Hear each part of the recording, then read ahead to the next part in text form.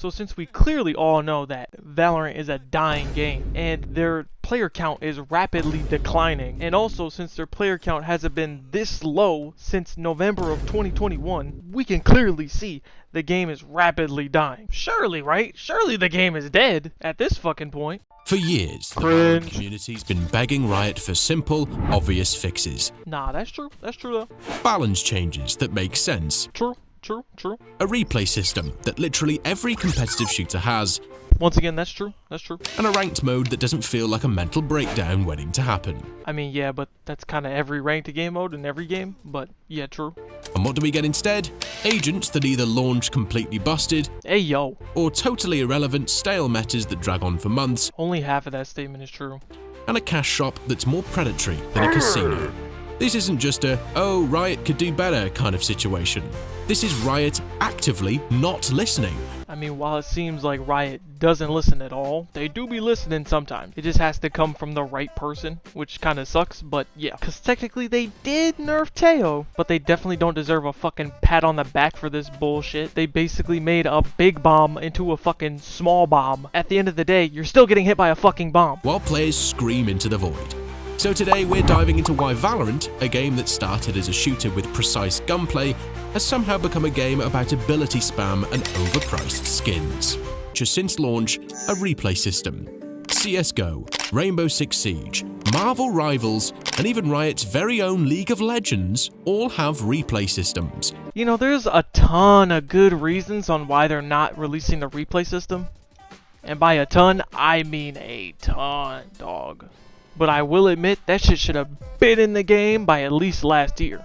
Valorant in 2025? Still nothing. The community has found this to be an absolute failure on Riot's part, as it has taken them more than 5 years to release a rather simple feat to become a meme amongst the community that Valorant will make useless changes to the game that no one asked for, but will not add something that fans have been wanting since day one. Just check the comment section of any Valorant content on literally any platform. You'll see that the community is asking for just one thing: the replay system. Very true, Riot needs to add that. Speaking of unnecessary changes, Valorant's ranked system remains a mess as it barely feels rewarding and has a horrible matchmaking rating system that's not transparent to the general player base. Basically. Despite Riot's many changes to competitive, most of the updates feel like fluff. I mean, yeah, pretty much. While some updates, like the recent ranked rollbacks in patch 10.05, undo unfair rank changes, the vast majority of changes did nothing to improve the overall competitive experience.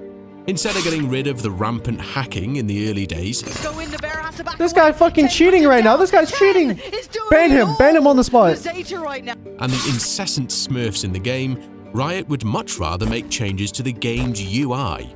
I mean, I will talk about the smurfing problem since I think that's like the biggest problem here. Like, I'm pretty sure MMR was put in place to like help defend against smurfs, but I feel like it doesn't really do shit. Smurfs are always gonna happen because, you know, there's pretty much no rewards for the top players when they get there, so they don't know what else to do except for go in low ranks and just fucking dominate their shit and make a video out of it. In the early days of Valorant, Riot introduced patch 2.04 on March 2nd, 2021, which implemented a brutal RR decay system that wipes out the ranks of Radiant and Immortal players every act. With the amount of backlash that update received, Riot quickly adjusted the change 2 weeks later in patch 2.05 and slightly adjusted RR penalties for dodging, still refusing to address matchmaking's core issues.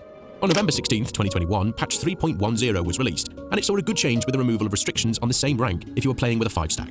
However, this too came with a problem, and a 5-stack team with a Radiant player in it would see a 90% reduction in RR gain. There were also smaller reductions in RRs gained or lost, depending on how wide the gap was between ranks. So whenever I was first watching this video, I immediately thought this whole video was like made by a fucking AI.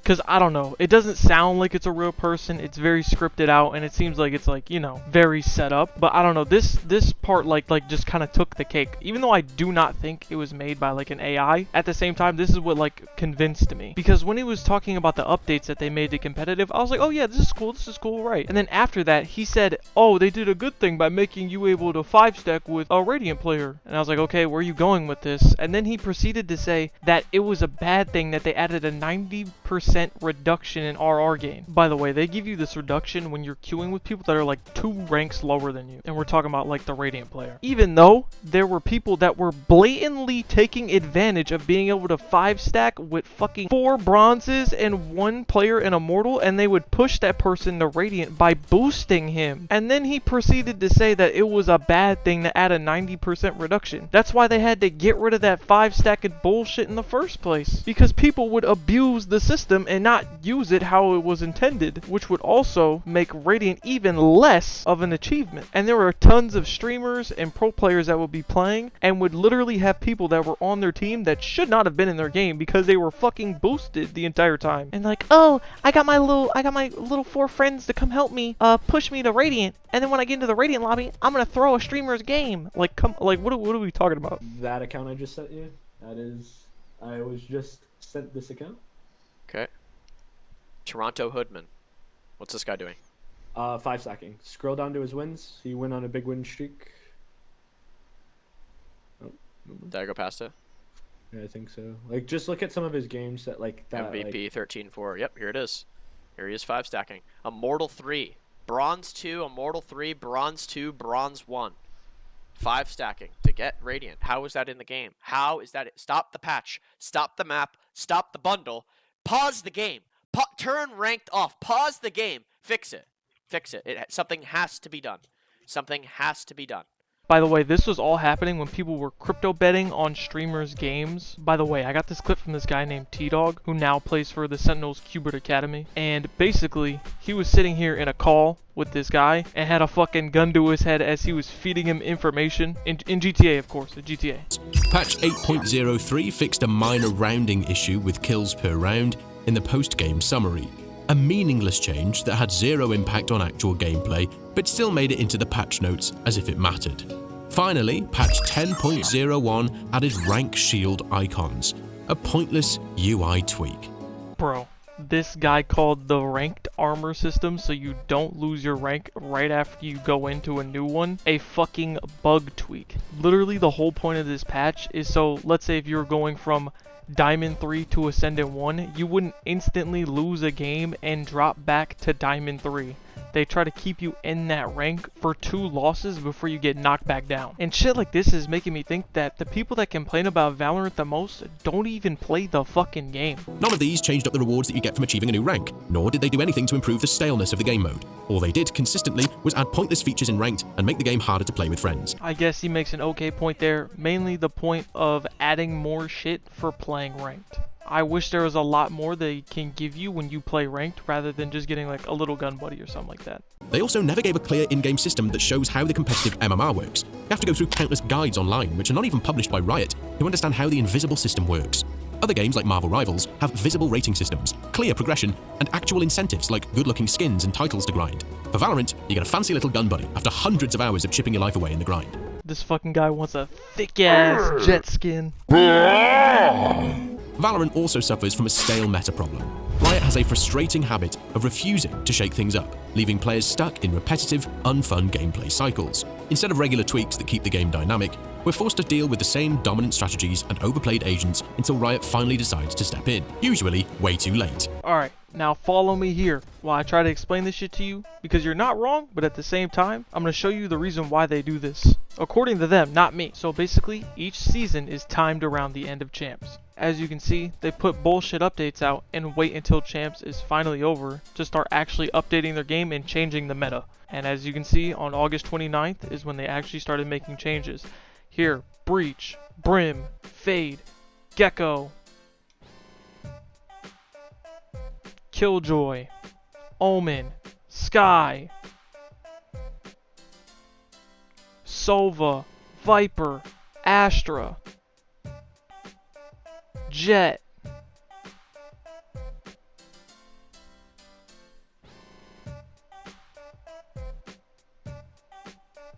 and then boom, they update the map.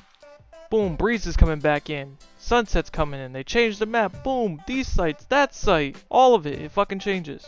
Take Reyna's recent temporary removal from March 21st, 2025 to March 24th, for example. So Reyna is currently completely disabled and removed in Valorant. If you go to your agent menu in the lobby right now, and try and see her, you can just look. There is no Reyna. Competitive felt fresh for a brief moment. Suddenly, games weren't filled with Reyna one-tricks farming eco-frags and doing nothing for the team. It raised an obvious question. Why not introduce an agent ban system? It would give players some control over the meta, let them avoid annoying agents, and prevent the same stale compositions from appearing every match. I think the ban system would be a nice addition, honestly, even though half of Valorant is basically one-tricking a character, and especially people in higher ranks will 100% be target banned, which could help players get more skilled because they have to learn a different agent. But him trying to say that the meta is stale and it's the same characters over and over is the dumbest shit I've heard in my entire life. I don't know what type of games you're getting into, but they are not the same as mine. At this point, I'm almost convinced that the people that complain about this game are people that do not play the game. I don't understand it. As you can see, in each and every single one of these games, yes, there might be a Reyna copy on the enemy team, but there's a shit ton of characters that everybody's playing. Not every game you're going to see the same exact character. You're going to see somebody playing a different character. And yes, I am level 700. I don't give a fuck. I've been playing this game for so fucking long, for like almost 4 years now. But that's besides the point. Okay, and it is good to take feedback from people that stop playing Valorant to get like an outside perspective, but it just comes to a point where people start saying shit that they just genuinely don't know about the game because they don't play it enough. But Riot, true to form, refuses to entertain the idea. It's wild how a game as recent as Marvel Rivals, released on December the 6th, 2024, had this system already implemented in their game since launch, keeping a game with one of the most broken metas fresh. At the heart of this issue is Riot's unwavering obsession with professional play. They balance Valorant as if it's an esports first and game second, disregarding what casual players want. If an agent disrupts ranked, but it isn't a problem in the VCT, they'll go untouched for months. If something minor affects pro play, expect a knee-jerk reaction and immediate patch notes. I will admit, the casual Valorant fan gets treated like absolute dog shit. Like their core audience comes from like, you know, skins and like updates and things being added into the game that's like new and refreshing. But at the end of the day, the game is free, and I was gonna make an argument that they make a lot of money off the VCT, but if I'm being honest, the majority of their money comes from people buying skins, and 9 times out of 10, people that are buying the skins are the casual fans. Yes, and if I'm being honest, this game is split up into so many sub communities, it's fucking insane. I mean, there are 20 million players playing the game, but honestly, how many people do the same shit as me? Like, I watch the VCT, I watch the tier 2 gameplay, and I try to be competitive when I play the game, and that's like my main goal, my main purpose when I play Valorant. Or even when I have Valorant on my mind, I'm thinking about the competitiveness. Because to me, it seems like as a competitive fan, you would like playing Valorant and you would like Valorant. But the normal Valorant fan ain't gonna watch the VCT, and they're definitely not gonna watch tier 2. I mean, I've even had friends that have played Valorant that I try to get to watch the VCT, but they just don't give a fuck. They do not care about anything that has to do with Valorant. I mean, maybe if you watched the VCT game, you'd have a favorite player or a favorite team or something like that, but instead they're only worried about, oh, the next skin bundle, oh, the next agent. It's like, it to me doesn't make that much sense. It's not really computing to my brain.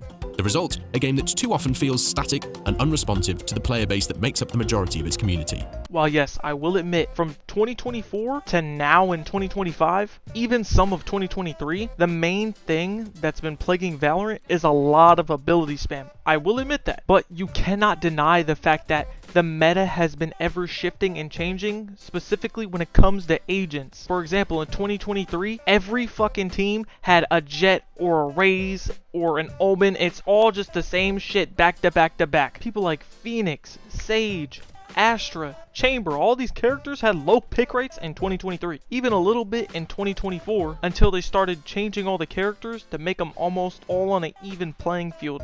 The stale meta has been an issue for almost throughout the entire of Valorant's lifespan. Riot is notoriously horrible at balancing its agents when they get too overpowered. Either they completely turn a blind eye to them, or they nerf them so hard that the agent becomes unplayable.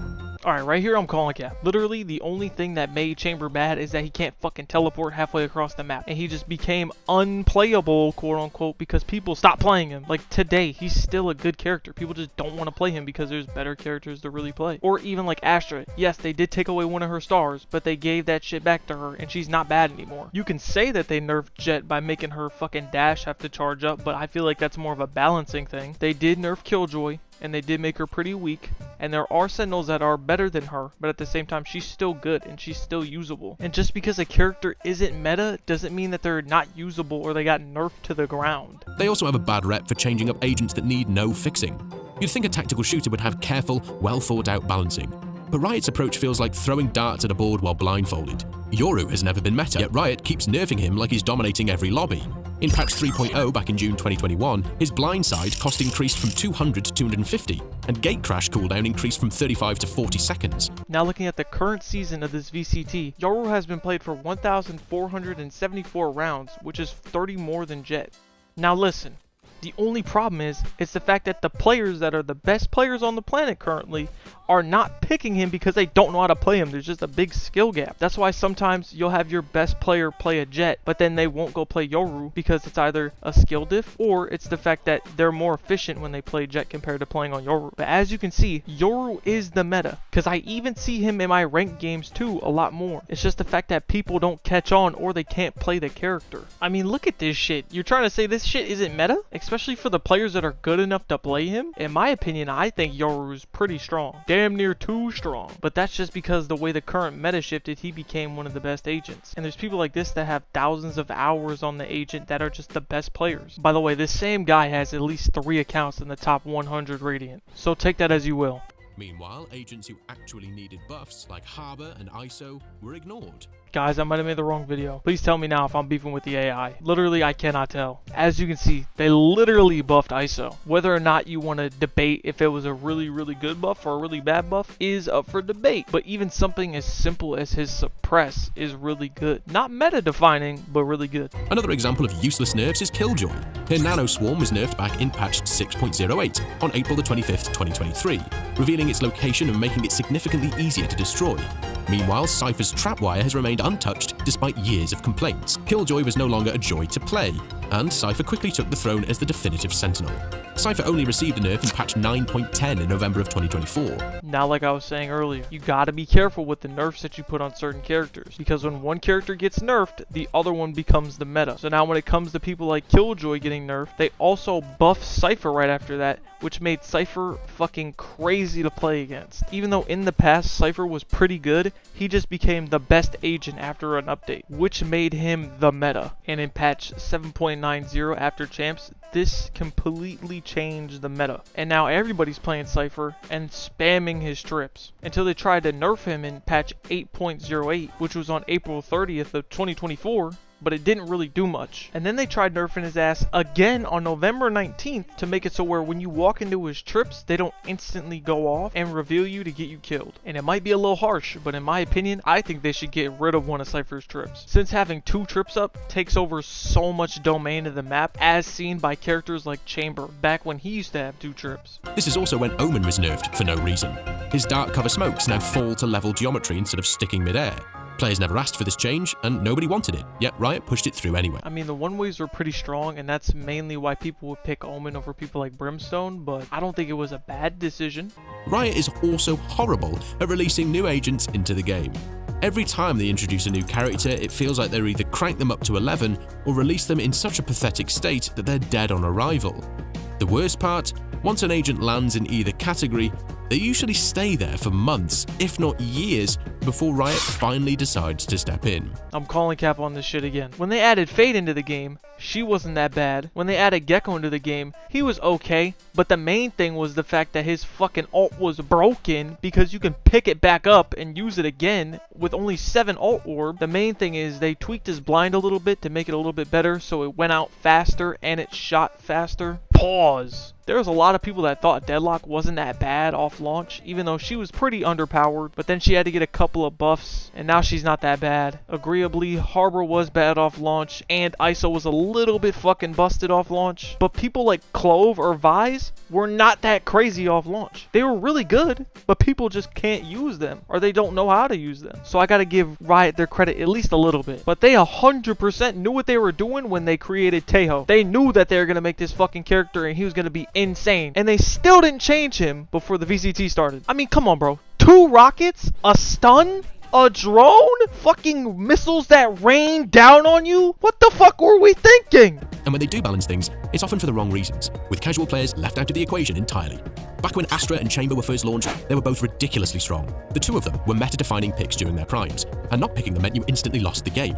Riot, predictably, left them untouched for an outrageous amount of time, with Chamber in particular dominating casual, competitive, and professional play for over a year. Okay, so you just admitted they were the staple of the meta for over a year. Okay.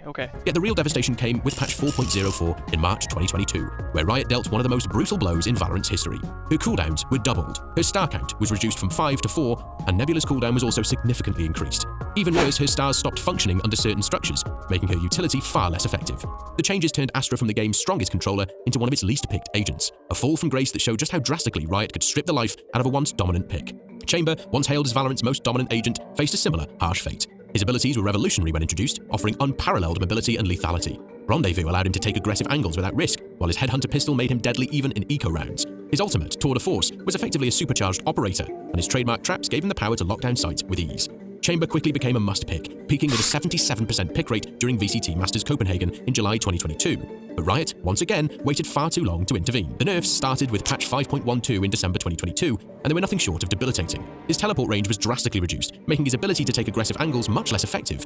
His ultimate, Tour de Force, was slowed down, reducing its impact, and his traps were weakened. Like you said, they literally ran the meta for a whole year, so what's the problem with them getting nerfed to the ground and not being able to see them for another couple of months or year? His headhunter also lost much of its potency. This is also something that just didn't happen. Like, of course, it got nerfed a few times. Like, they decreased how fast you can shoot it with consecutive shots hitting in the same exact spot, and how fast your pistol shot being tweaked the tiniest bit possible. And it's like, I can understand, if you were an Astra player or a Chamber player, 9 times out of 10, you're a person that just wants to form into the meta and not really a fan of the character. But those that like Chamber or liked Astra and genuinely just like their character design, those are the people that you should be feeling bad for. Like, it's understandable to not want your favorite character to be nerfed just because you actually like them. But most people just play the characters for the fucking meta, and that's why they like the character. Leaving Chamber's gunplay unreliable compared to other duelists. Okay, so I understand that Chamber mainly relies on taking fights as a way of defending his site, but legit, he was not supposed to be as good as another duelist in the game. So when you compare him to duelists, it doesn't make any sense. Like, he's supposed to be a sentinel,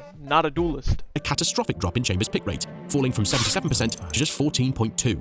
And he was effectively removed from the meta. And even after all these nerfs, he was still playable and decent, but people just thought since he wasn't meta, he wasn't good at all. So they stopped playing him. These agents, Harbor, Deadlock, Vise, and also ISO, have become completely irrelevant to the meta since their introduction. When it pertains to the current day meta, this is just false. One, for example, is Vise. People don't play Vise, I don't know why. She's good. Even the people in the comments of the YouTube video were agreeing with me and said that Vise was a good character. Also, characters like Deadlock, ISO, and Vise get used in the VCT, and you might occasionally see them in your ranked game also. Both Deadlock and ISO, while they do see play, are still very mid in the game, and have not received any significant changes through their years in the game. I mean, depending on the map rotation, you could see a lot more of Deadlock and ISO, but to say there was no changes is insane. Deadlock literally got one of her abilities swapped around, and ISO went from having 2 shields and being crazy to having 1 shield and a suppress. Vise is currently the 4th least played agent in the game, and is picked only 1.4% of the time. She's disappeared into irrelevance since her launch, just like Harbor, but at least he's known for being the least picked agent. But then you have the other side of the spectrum. We have Tejo and Waylay. The two agents, launched on January 8th and March 5th, 2025 respectively, have already become a problem. Tejo introduced abilities that significantly disrupted the existing Valorant meta. His guided salvo allowed for area denial and utility destruction, effectively countering agents like Killjoy by neutralizing her defensive setups. Additionally, his stealth drone provided stealthy reconnaissance while suppressing enemy abilities, further enhancing his disruptive playstyle. These features led to widespread concerns within the community about his overpowered status. Tejo do be breaking the game though. Waylay has been criticized for being a cheap knockoff of Jet and Neon since her trailer dropped. Really, Neon? Of all people? I mean, you couldn't even, like, compare her to Phoenix? When literally one of her abilities is completely stolen from his kit? From her lighting design reminiscent of Neon to her dash abilities that are exactly the same as Prime Jet, Waylay is seen as a lazy attempt by Riot to add something new to the game. What's worse is that she's already kind of busted. Bro, what is this guy on about? The fuck? Nah, he must have seen that one clip where the fucking Waylay clipped off the box and flew into somebody.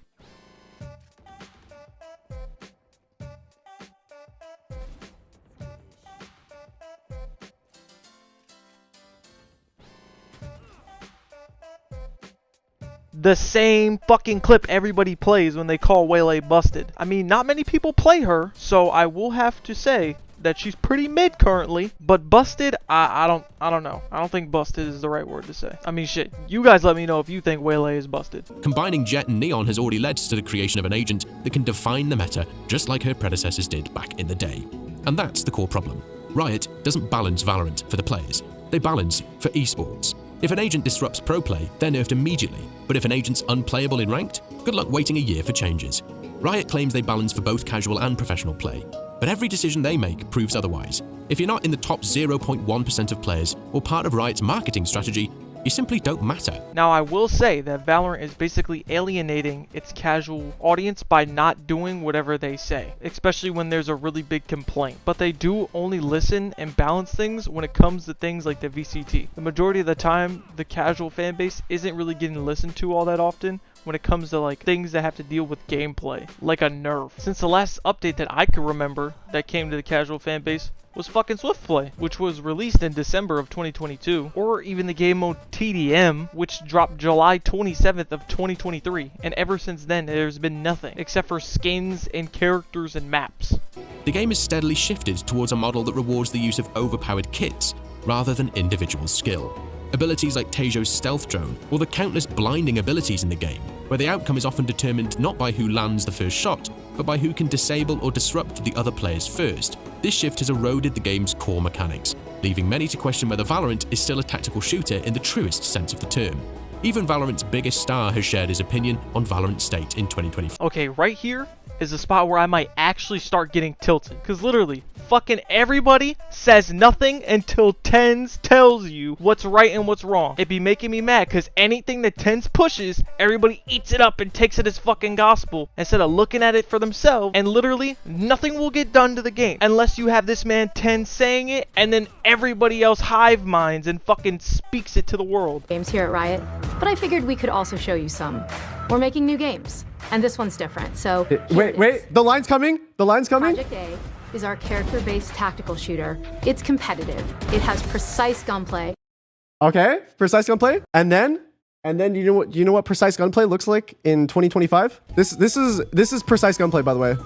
Look at this. Look at this fucking shit. Bro, what's going on? Red, green, blue, dead, orb.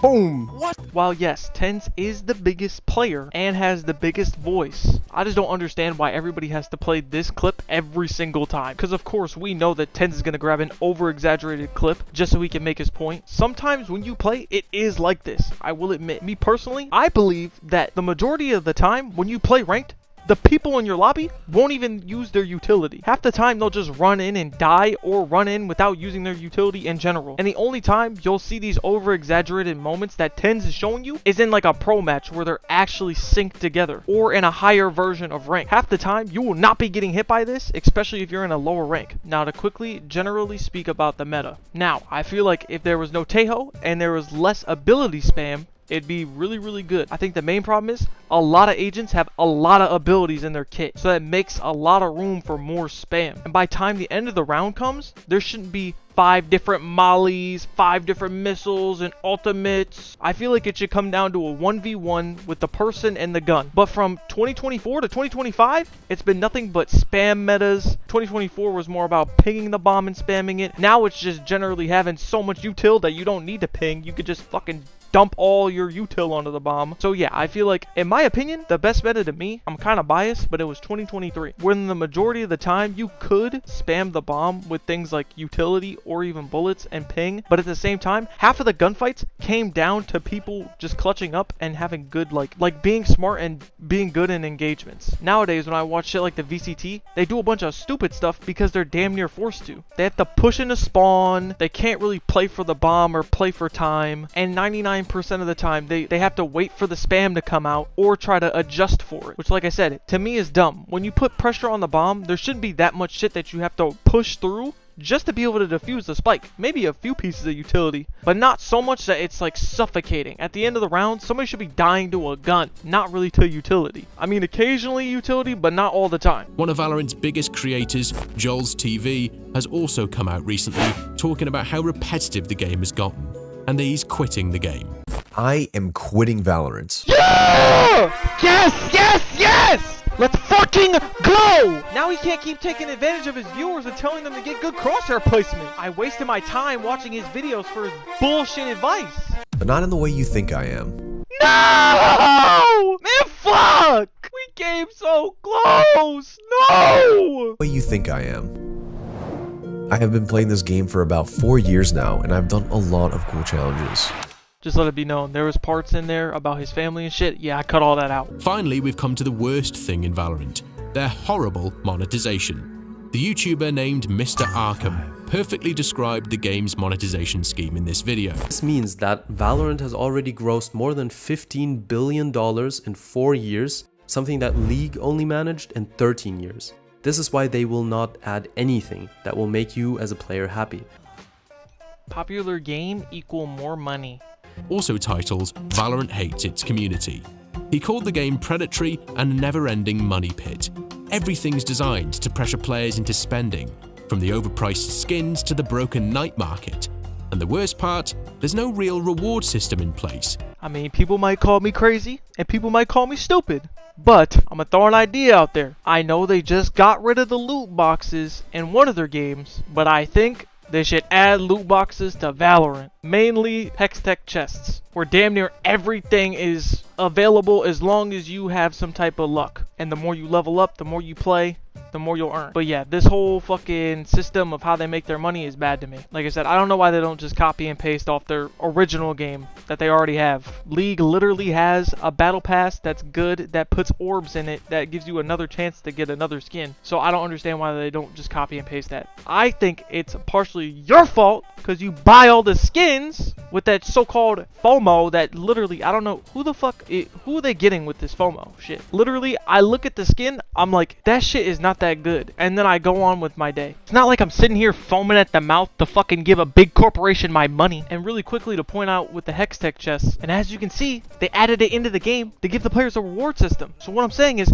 Riot, add them to the game, do something. You're either swiping your card or stuck with whatever scraps Riot decides to throw your way. Valorant's cosmetic economy is built around the fear of missing out, or FOMO. If you don't buy that bundle now, who knows when, or if it'll ever return. Store skins cost absurd amounts, with individual weapons regularly hitting $25 and full collections creeping past $100. Meanwhile, the Battle Pass exists as a glorified charity case, offering mediocre skins that look like dollar store knockoffs compared to the premium versions. Honestly, bro, to me, this Battle Pass shit is ridiculous. Comparing any other Battle Pass in any fucking game imaginable that has a Battle Pass, except for maybe 2K, but nobody cares about that game. This Battle Pass is absolute shit for how much you pay for it in comparison to other games that will get premium skins from the Battle Pass. Like, this shit is unacceptable, especially with how popular this game is. There's about 4 million people to 3 million people that play this game every single day, and they're getting treated like this? It doesn't make any sense. Riot doesn't want you satisfied with the Battle Pass. They want you looking at the store, feeling like you need those premium skins. And just when you think you might get lucky with a deal, enter the absolute joke that is the night market. The night market came out on August 28th, 2024. What should have been a way for players to get the skins they want at a discount, instead it's a rigged lottery system. You get 6 randomized offers every 2 months. 4 of them are guaranteed trash, and even the premium slots are premium skins that have no right being there. With over 360 skins in the game, and more being added, your chances of getting the skin you want are laughably low. Players begged Riot for a reroll system. Something, anything, to make it better. Riot's response?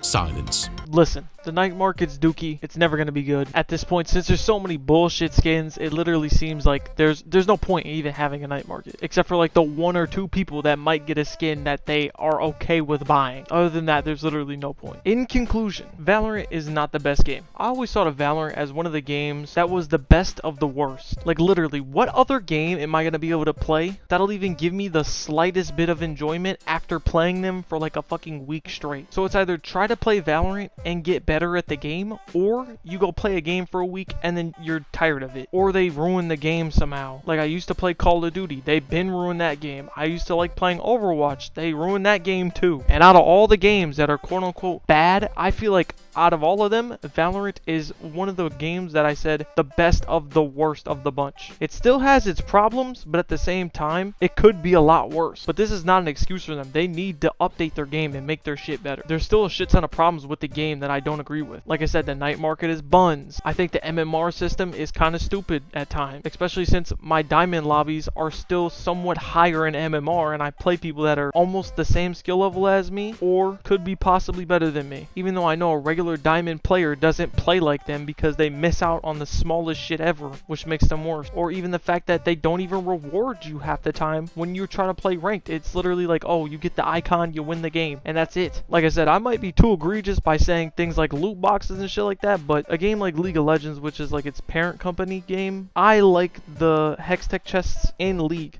Personally, because I get to play the game, have fun, and get a bunch of free loot that I know I'm not supposed to be getting because people pay money for these skins, and I don't have to. Even though I don't think they'll ever add Hextech chests into Valorant, that's personally one of the things I would want to see. Also, people that are not actively playing Valorant and only see it on the outside will call anybody that plays Valorant an addicted loser and somebody that's too blind to see past their own favorite game. When yes, there are better games to be played. One example I can give you is a way better game, which is like Marvel Rivals. Marvel Rivals is kind of in its honeymoon period and it's really good right now. I mean, I don't know how long that's going to last because traditionally games don't last that long, especially with how much it can retain its players based on what they give you and what you can be rewarded with, just like a game like Valorant. But at least when it comes to me, I don't feel like I'm a fanboy just because I know that the game is not the best it can be. They don't make every single move correctly. Like I said, I thought 2024, the replay system was gonna be in the game, and it wasn't. That's dumb. And now that we're sitting in 2025,